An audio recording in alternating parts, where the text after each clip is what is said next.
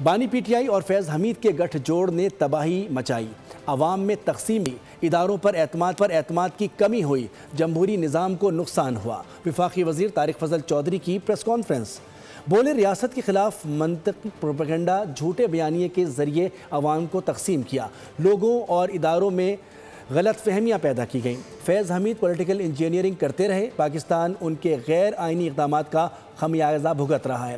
سیاسی تاریخ میں اس فیصلے کے دوررس نتائج برآمد ہوئے۔ سیاسی بحران کی وجہ فیض حمید کے غیر قانونی اقدامات تھے۔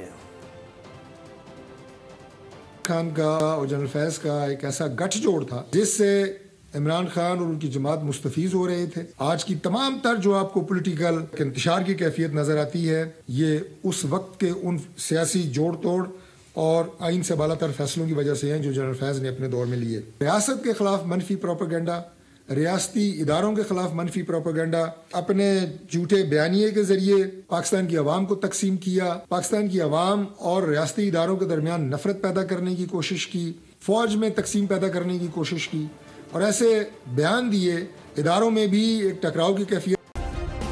سبسکرائب کریں اور بیل دبائیں تاکہ کوئی خبر رہ نہ جائے۔